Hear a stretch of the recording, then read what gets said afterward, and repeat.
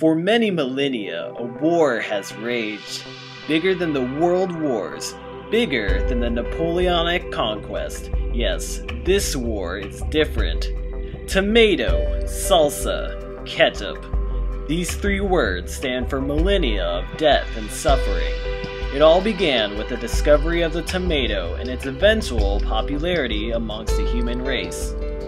Through the ages, the question, what is closer to a tomato, salsa or ketchup, has permeated the culinary world, sparking great debates and violent disagreements. The ancient and mysterious tomatinati have secretly protected the essence of the tomato, though no real proof of the organization has been uncovered to this day. Some believe the tomatinati are an ever-vigilant eye, charged to protect the essence of the tomato and to hold sacred its natural freshness.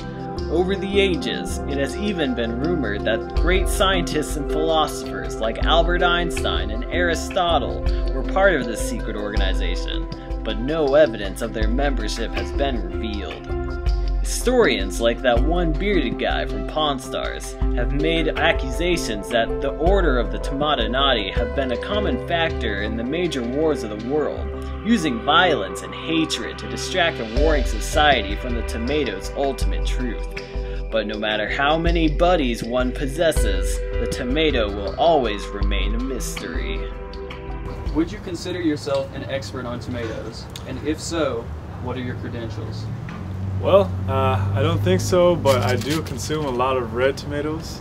Not an expert on tomatoes. I actually really don't like them at all. No, I would not consider myself an expert. I mean, it's kind of tough though. It's kind of tough to say. Like, I like tomatoes in the diced form. I don't like them in the sliced form or the whole form, like the round form, but I do like them in the diced form. So I would say no, I'm not an expert.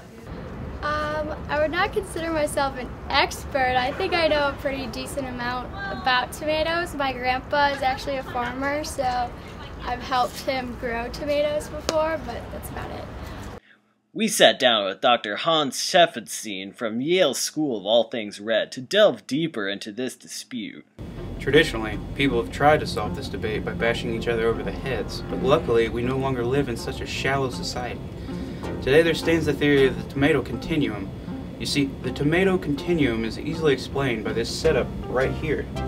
On one end, you have salsa, which consists of a chunky texture of tomatoes and pepper, but at the other end, you have ketchup, which consists of a makeup of mostly tomatoes and spices, but therein lies the rub. Scholars have waged academic war since the revelation of this continuum, claiming tomato soup and diced tomatoes should take the place of each extreme. Dr. Scheffelstein does well to explain the situation here, but we pulled some strings and contacted one of his associates from Fazoli's Fast, Fresh Italian Research Institute, who put us in touch with an elite member of the Tomatinati. This is a first-time look into the Order's secret world. We have changed his name for his protection. As a member of the Tomatinati, I would say our biggest concern with the secret being revealed would be primarily the extremist protesting. I mean, look at the wars we've had in the past. World War I, World War II, the Crusades. I can't even imagine how people would react if they found out which is closer to being a tomato. And then you've got Heinz Ketchup Company and Pace lobbying for an answer. What would happen if an answer came out? Tomatinati isn't ready to favor one or the other. The repercussions could be dire and possibly bankrupting to the latter. When it comes down to it, there's just too many lives at stake. In your opinion, what is closer to a tomato, salsa or ketchup? Salsa. As long as it's not corn salsa. I'm gonna have to go ketchup. Yeah, ketchup. Salsa. Salsa, probably. Ketchup has a lot of sugars. Salsa's more thick. Ketchup, it's more thin. And tomato's more thick than thin, I would have to say. So I would say salsa, but tomato is actually made out of ketchup's made out of tomatoes. So I'd have to say salsa. With us today is Harvard School of Italian Cuisine and Tomato Studies professor Vincenzo Rizzolini, world-renowned expert on the true essence of tomatoes. Professor Rizzolini's theory has never before been exhibited to the public, but he has agreed to finally share his findings with us today. My study entirely debunks the widely accepted tomato continuum theory. Think of the tomato as the Earth. By following this diagram, you can see that just like our Earth, tomatoes have many complex levels that surround and conceal its true essence. Now in the center we have the whole tomato. The first layer of the tomato's atmosphere, located directly outside the whole tomato, is the troposphere. In the troposphere you'll find tomato products with a chopped, chunky texture, such as diced tomatoes, chili, and of course salsa. Next we have the pureosphere, a layer consisting of tomato products that are neither a solid nor a liquid, such as crushed tomatoes, tomato paste, marinara sauce, or ketchup.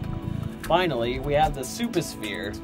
As the farthest out region of the tomato's atmosphere, in the souposphere one can find mostly liquefied forms of tomatoes, such as tomato soup or gazpacho.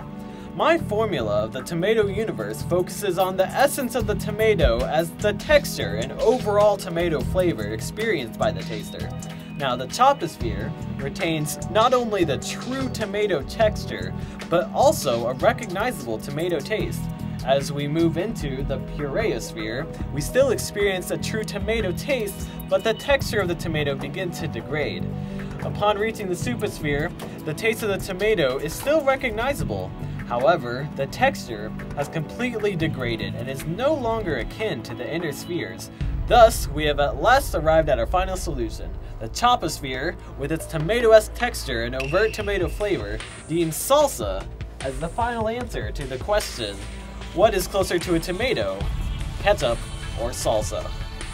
And so, with the help of Professor Rizzolini, we have finally solved the age-old question.